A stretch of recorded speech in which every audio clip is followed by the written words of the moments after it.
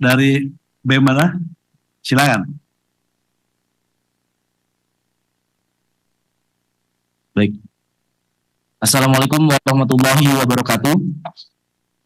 Selamat sore rekan-rekan semua, rekan-rekan media dan yang saya hormati, Bapak Dewan sekalian. Terima kasih atas kesempatan dan waktunya sudah mau menyediakan waktu untuk berdialog dengan kami bersama kita semua di tengah krisis dan permasalahan yang belakangan ini terjadi. Hidup mahasiswa, hidup rakyat Indonesia.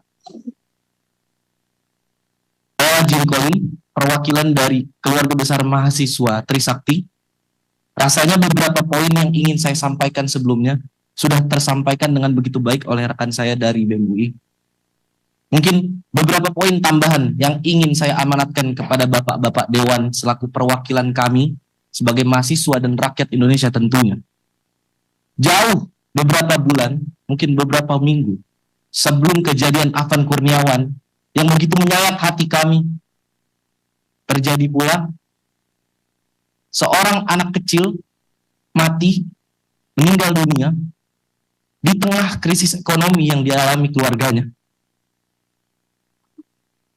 Mungkin rekan-rekan semua tahu, rekan-rekan media pun pasti tahu bagaimana proses kematian itu bisa keluar cacing dari, alat kelaminnya, dari hidungnya, dan ditemukan 1 kilogram cacing di dalam tubuhnya. Berselang beberapa minggu kemudian, beberapa saat kemudian, Indonesia merdeka. Kami merayakan 80 tahun kemerdekaan Indonesia. Dan apa hadiahnya? Kita mendapatkan kabar rekan-rekan bahwasannya dewan-dewan yang menjadi perwakilan dari kita semua, yang agaknya kita semua kadangkala, mungkin seringkali tidak merasa terwakilkan, namun dapat mendapatkan kenaikan gaji dan tunjangan yang begitu tinggi. Di tengah kemewahan yang sudah bapak-bapak dan ibu-ibu semua rasakan, dan di tengah tekanan krisis yang masyarakat kecil di bawah alami. Pertama-tama menanggapi hal itu, saya menuntut untuk Bapak-Bapak Dewan dan pemerintah sekalian untuk segera mengesahkan rancangan undang-undang perampasan aset sekiranya dalam kurun waktu 30 hari. Melihat bagaimana indeks persentase korupsi Indonesia yang saat ini terakhir audit itu mendapatkan skor sebanyak 22. Yang mana dalam penilaian skor itu 0 artinya tingkat korupsi itu begitu parah, dan 100 artinya negara itu begitu bersih dari korupsi. Indonesia mendapatkan skor 22 di tengah standar internasional yaitu sebesar 43.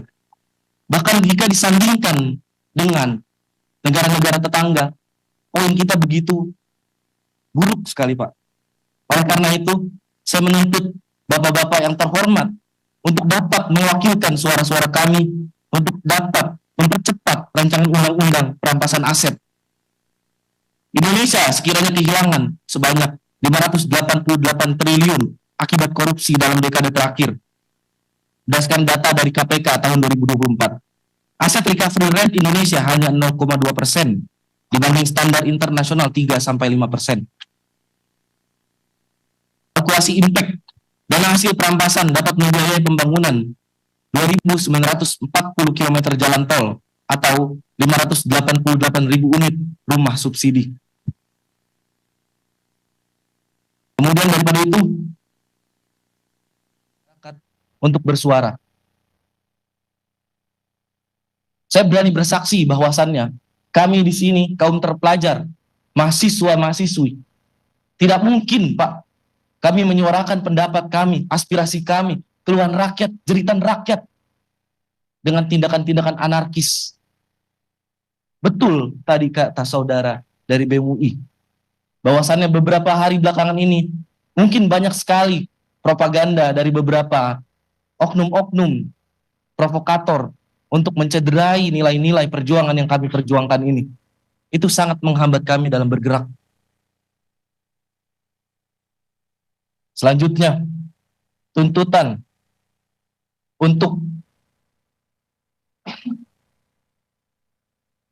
yang belakangan ini marak di sosial media. Saya kira bapak-bapak dan ibu-ibu semua tahu 17+8 tuntutan rakyat yang dilayangkan oleh masyarakat Indonesia yang sekiranya mungkin sudah tersebar lebih dari ratusan ribu.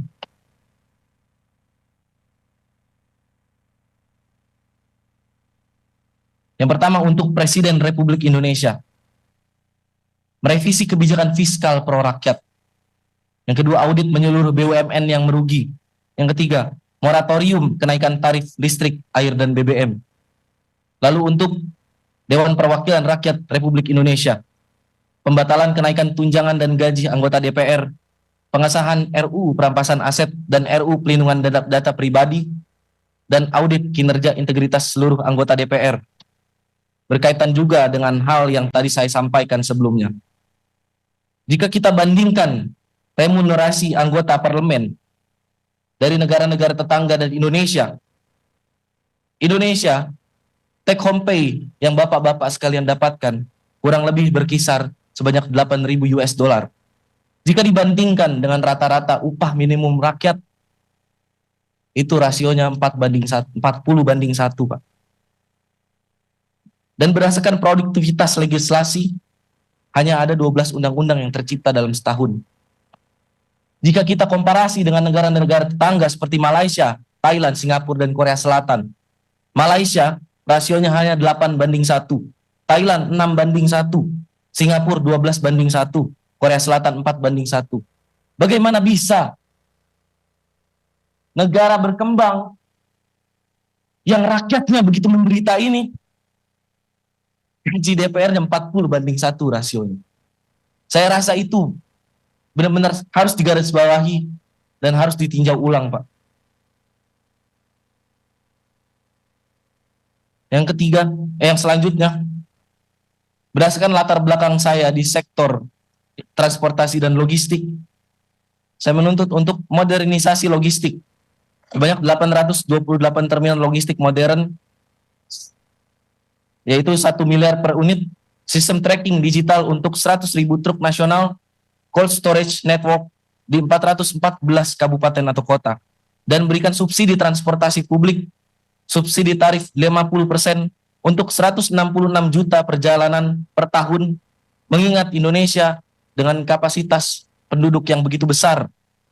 Gratis transportasi untuk 8,28 juta keluarga miskin per tahun, dan program Kartu Jakartawan Nasional untuk 41,4 juta pengguna.